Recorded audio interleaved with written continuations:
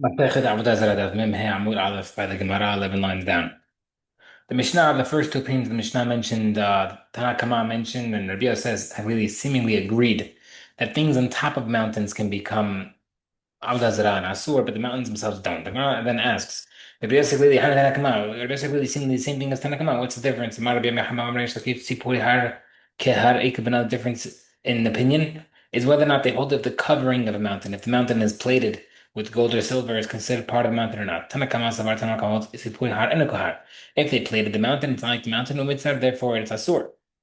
Rabbi Yosef really Savar Yosef holds Sipura Har Kahar, that even if they plate the mountain with gold, it's considered like the mountain, and therefore it's mutar, it's not considered Avodah Zarah.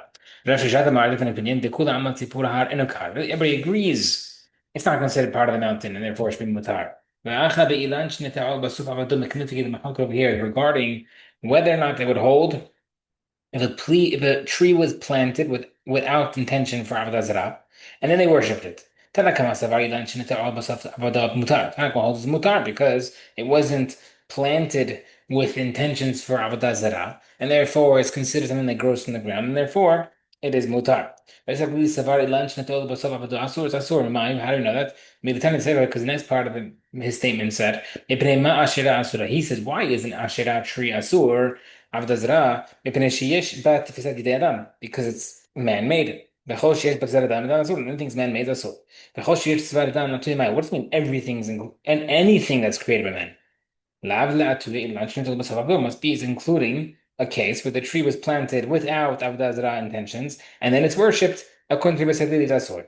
Okay, the after Rabbi said the Rabbi Yehuda Asavar Ilana Shana Wasaf Avodah Asur. Also, Rabbi Yossi, the son of Rabbi Yehuda, also held that. The Tanakh says, Rabbi Yehuda Mitoch Shneimar, the pasuk already said Elohim El Harim, the gods of the mountains. But Elohim Elohim, and therefore we imply that the mountains themselves are not considered the god.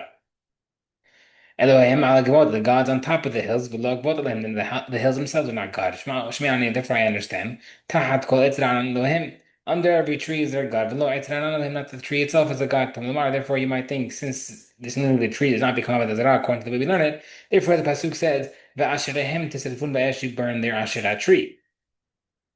To teach you that the tree can be mutar as well under, to teach you, sorry, Asherah trees can be asur, but other trees can be mutar. And yani in the case where it wasn't intentionally created for Avodah Zarah. So Mar says, okay, Ela tahat kol Ezra anan lamin. So according to Yosef, bin the son of Yehuda, why does he have the pasuk of under every green tree? Doesn't seem like it's allowing anything. The Gemara says, "Hahu to Rabbi Akiva." That is coming to teach you the halacha of Rabbi Akiva. Dam Rabbi Akiva holds. Ani ovin badun lefenecha. I'll explain to you. Kol makom shetem oseh har gavoha ve'giv'an ve'aitranan. That sheyesh shem avdal kachim. It teaches you that's where you find Avodah Zarah on those locations, like we said yesterday. Okay, Rabbi, according to Hachamim, Hai ba'asherehem tisrum ba'esh ma'avli. What do they do with this pasuk? Seemingly, it's extra according to them. Gemara says, teaches you that if a tree that was planted for Avodah Zarah in the first place is asur. Gemara said, to teach you as well. So how does he know that? That if it's planted without intention, it become asur. Gemara says, it's true. How do you know that if a tree was planted without intention, then it was worshipped as asur? The pasuk says, cut down the asherah. Meaning, what do you mean cut? It means that you could leave some of it in the ground. What type of tree that if you cut it down, the rest of it is mutar? A tree that was planted without intention for Avodah Zarah and then worshipped, and then it is asur, only the stuff that grows out, but the actual like tree trunk is mutar. Gemara says, but we said before, the other bright Rabbi Yosef ben Yehuda said that you're supposed to burn it. Seemingly, the entire thing is gone. The Gemara says, "Illa lo nemar kamar." He's saying, no. Had it not said, the format is going to say, meaning, "Illa lo nemar tzirum esh," the pasuk did not mention by the Asherah that you should burn it in fire. Ha'iti omer asherem tikadin. Therefore, you would have thought you could just cut it down. Be'ilan shnet al betchila lekar. That applies to a tree that was planted at Azra.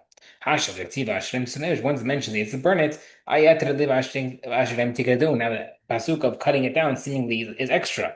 Le'ilan Hashem to teach you that in case where it was planted in the first place without for out, not for Avodah Zarah, and then worshipped, it is you could cut it down. Okay. But Rabbanan Akhwant Hamim, who said that the tree that was planted without Avodah Zarah intentions and then worshipped, Hay Asherehem Tikadun Ma'adli, what do they do with that pasuk?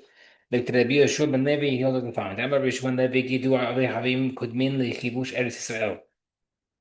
There's a certain amount of mitzvot that we have when we get into Eretz Yisrael, and there's a certain way we handle it, meaning a certain order of things. He says the first thing you have to do is cut down the Avodah Zarah of the Goyim right when you get to Eretz Yisrael.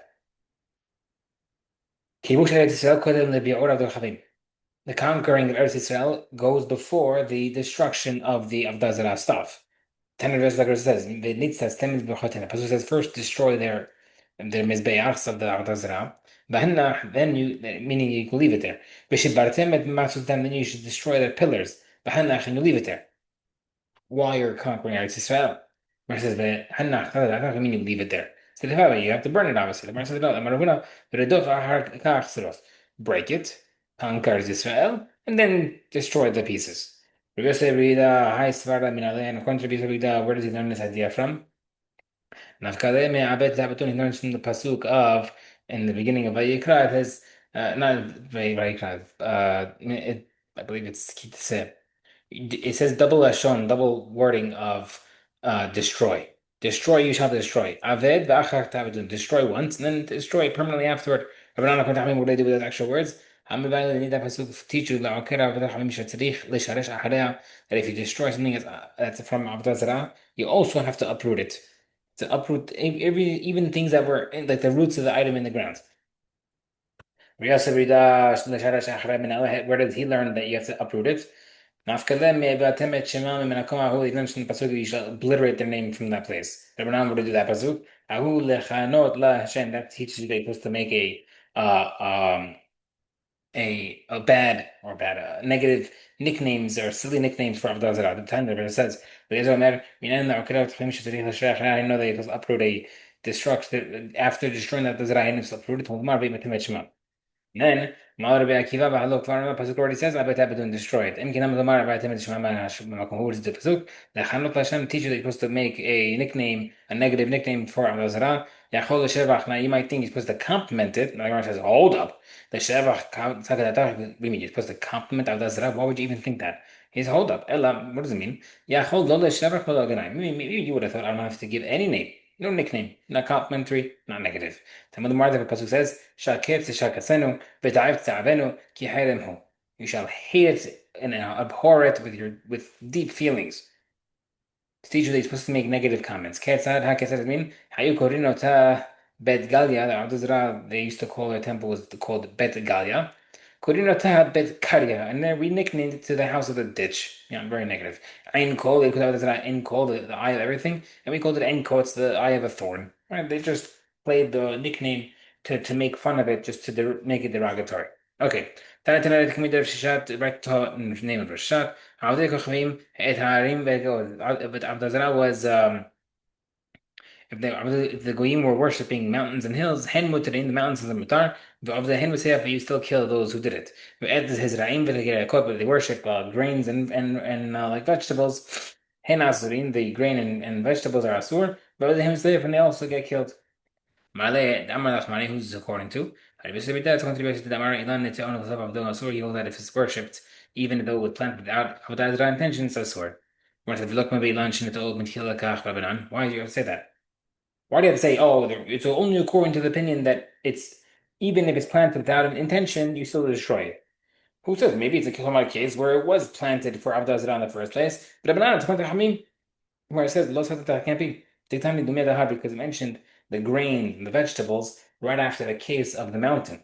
To teach you what? Like the mountain was not quote unquote created or planted for Avodah Zarah in the first place. So too up high, the second case as well of the grains and vegetables, wasn't also planted for the first place. And therefore, once we see the Braitas and Tasur, it's according to the opinion of Rabbi Yosef ben Yehuda.